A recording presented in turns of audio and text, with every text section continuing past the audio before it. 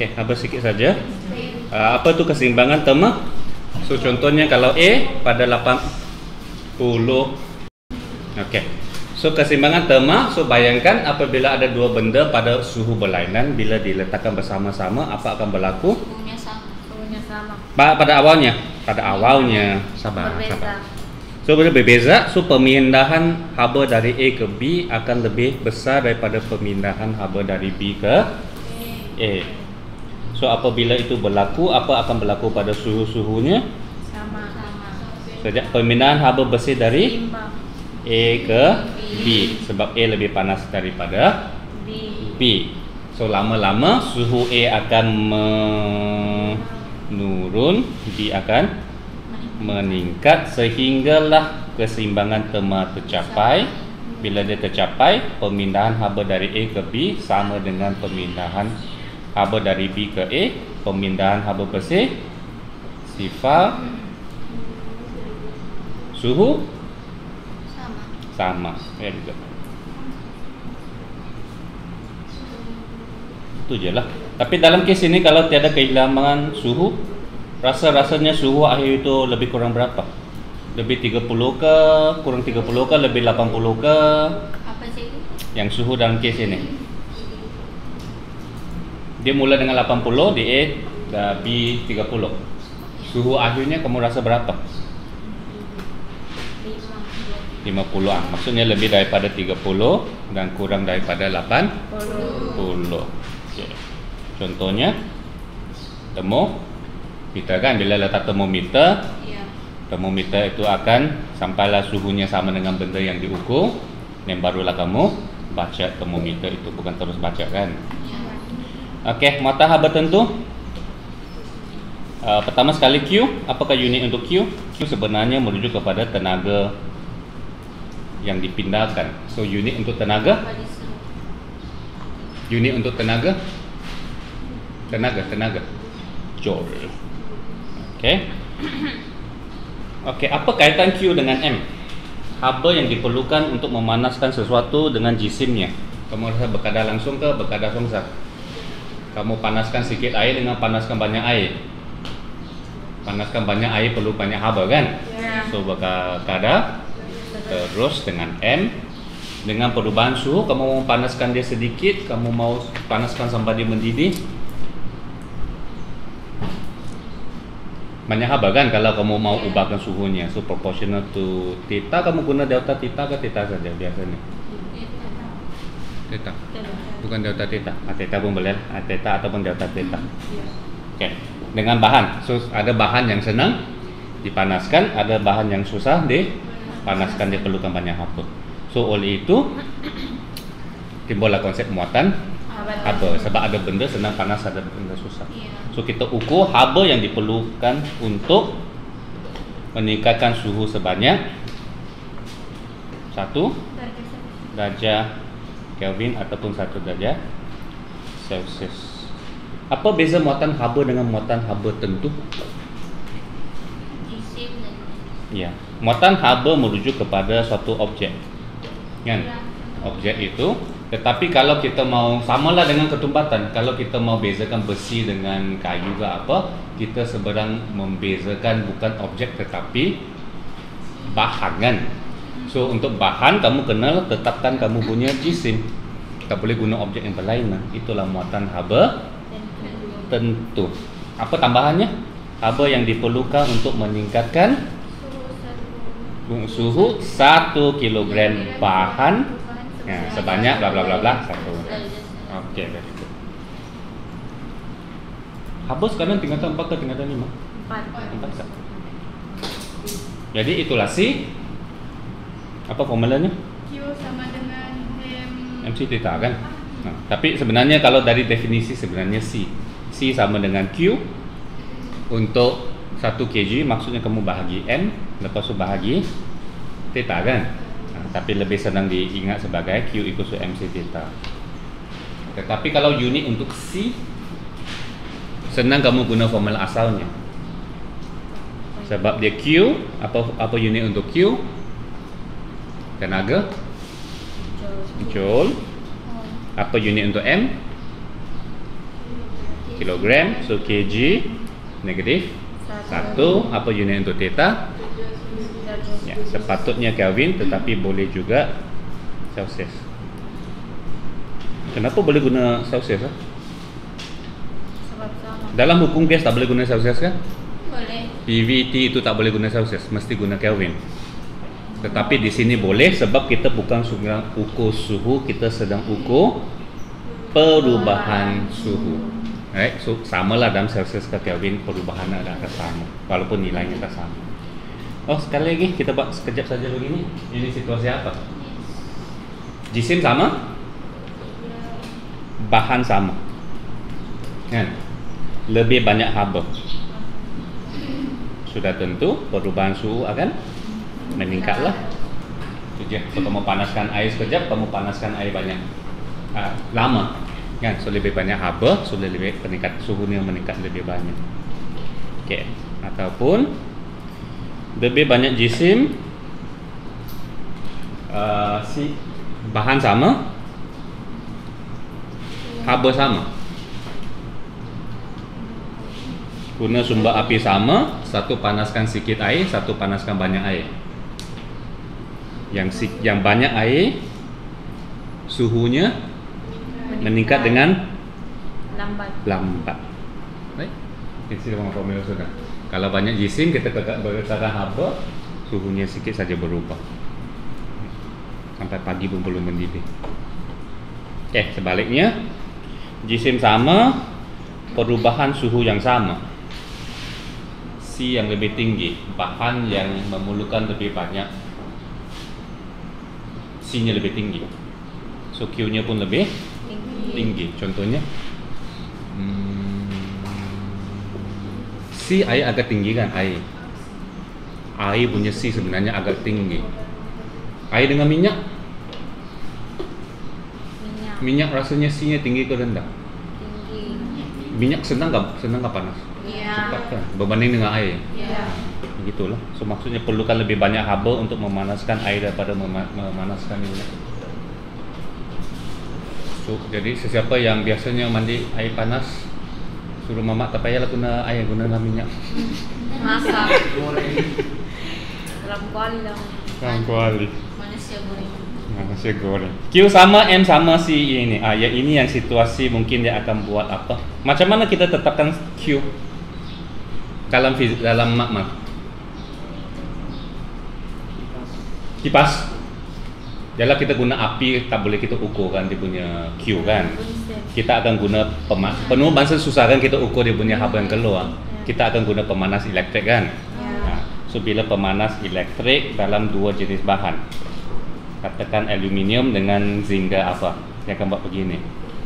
So ini situasinya Q-nya sama, jisimnya sama, tetapi ada yang mempunyai C lebih tinggi.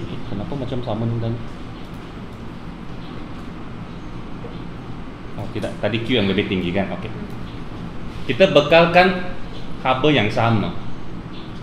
So yang C lebih tinggi, apa akan berlaku berbanding C yang lebih rendah? Dari segi suhunya. Kalau tak nampak, tengok saja formula. Karena saya tengok formula begini, Q-nya sama, M-nya sama, C yang tinggi, perubahan suhunya akan rendah. Mungkin dia akan bagi nilai aluminium, zinc, kamu bandingkan nilainya saja. Okay. So maksudnya yang C yang kecil, dia akan cepat panas lah. C besar, dia akan lambat panas. Okey. Tenaga baru kamu buat itu kan. Tidak ada apa-apa lainnya, hanya untuk senang kita mengira Q itu. Pemanas berkuasa P. So tenaganya P darab T. Sebab apa formula kuasa? Apa formula power? P. Tenaga. Formula bukan simbol. Tenaga ataupun kerja bahagi Masa. Kenapa pula perlu ini? Kalau fikirlah kenapa pula kita bezakan kuasa? Lebih kurang juga macam pecutan, kan? Macam semua mesin pun boleh membuat kerja yang banyak, tapi dia boleh buat kerja yang banyak dalam masa singkat ke tidak? Ya. Masa singkat maksudnya powernya tinggi. sama dengan manusia. Dua-dua pun boleh berlari atas 10 tingkat. Kan melakukan kerja yang sama, tapi siapa boleh berlari cepat kuasanya tinggi.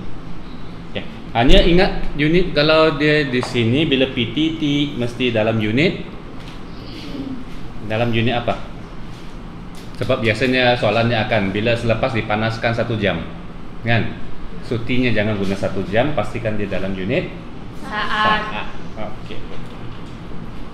Okey, hukum gas. Rasa kamu pandai sudah kan? Hukum boil P proportional to boil. Susah bagi kita ingat namanya.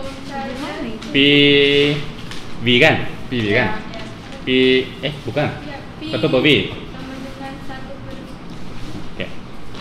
Bersongsang dengan V ataupun PV malah. PV sama K kan? Okey. Ini paling senang lah, kamu bayangkan belon kan atau paru-paru kamu kan. Kamu kecilkan dia punya, paksa itu belon mengecil, tekanannya tinggi. Ya. Okey, hanya sikit saja bila dia minta graf, berhati-hati ya. Dia benda yang sama.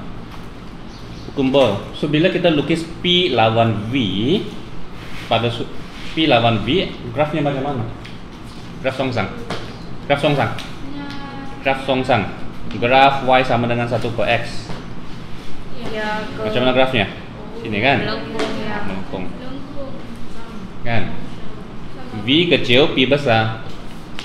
P kecil, V besar. Kan? Benar kan? P tinggi, V kecil. P rendah, V besar. Kan? Pada suhu yang tetap lah.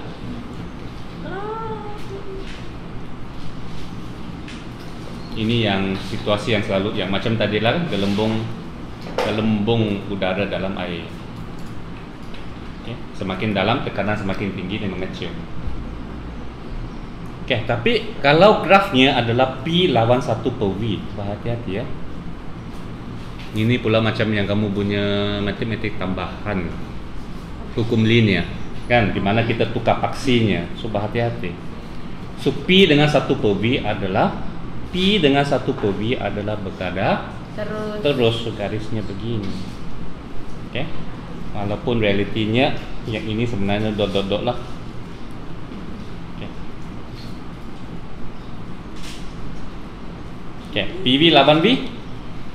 PV lawan V. Maksudnya grafnya macam mana? PV. PV adalah constant lurus macam mana? Mendata, very good.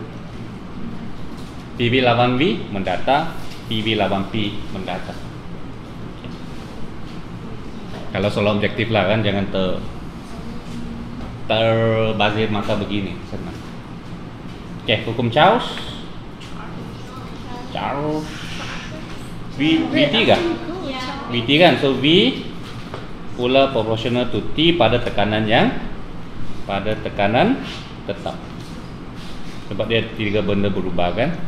So PV, P proportional to 1 per V pada sudut tetap, V proportional T pada tekanan tetap. So yang ini jelas bila kita panaskan sesuatu gas dia akan mengembang. Okay. Tetapi kalau kita lukis Celsius, kita akan dapati pada 0 darjah Celsius masih okey tak gas? Tidak. Di bawah ya. Gas yang pada 0 darjah Celsius, dalam peti sejukmu kamu buka, gas ni di dalam masih ada gas kan? Ada. Dia bukan sudah tukar kepada cecair kan? So maksudnya pada temperature 0 darjah Celsius masih dia ada volume. Maksudnya dia akan meningkat tetapi dia bukan berkadar terus, dia linear. Kalau Celsius kan? Sebab 0 darjah Celsius bukan suhu yang sangat rendah pun. Okey. Tetapi kalau kita panjangkan graf ini dan kita lukis dan kita ekstrapolasikan, dia akan dapat satu titik. Dan titik itu kita tukarkan daripada 0 Kelvin.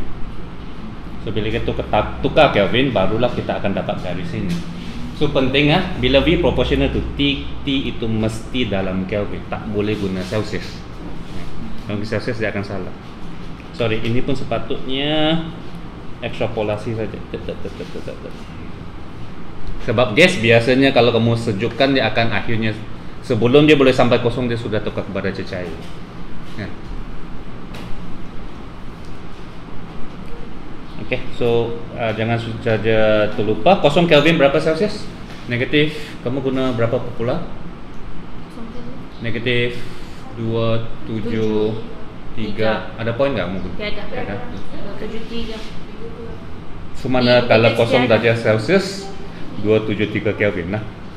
Oke, so jangan terkeliru tambah tolak Celsius ke Kelvin. Celsius ke Kelvin tambah ke tolak Darah. Celsius ke Kelvin. Tak, dia bukan. Ini yang spesial, tambah 273 Kelvin ke Celsius yang tolak. Oke. So pengiran mesti gunakan Kelvin. Tak boleh guna Celsius. Satu lagi hukum. Itu macam kesian pula kan? Hukum Boyle ada nama, hukum Charles ada nama. So kalau kamu lahir masa itu kamu namakan jadi hukum kamu sudah lah. Nanti ada orang klaim hukum tekanan, nanti beri hukum tekanan. Ini pula apa? P proportional to T pada apa yang tetap? Hukum Boyle PV pada suhu tetap, hukum Charles VT pada tekanan yang tetap. Ini PT pada Suhu. suhu kan T. Tak, pada apa yang tetap situasinya? Ya. Kalau PV T tetap jisim juga lah. Charles VT pada tekanan tetap. So PT pada isi padu yang tetap. So di mana case contohnya apa yang ini? Di mana isi padunya agak tetap. Kalau mengembang sedikit, contohnya tong gas kan, bila kamu coba panaskan, kamu mungkin meletup lah, tapi apapun bahaya lah kan. Kamu panaskan, sebab dia tak boleh mengembang. So akhirnya tekanannya akan meningkat dengan sangat tinggi. Oke, so sama juga ini adalah graf garis lurus yang kita ekstrapolate, dia akan melalui kosong dengan syarat apa syaratnya? T mesti dalam unit Kelvin. Kelvin.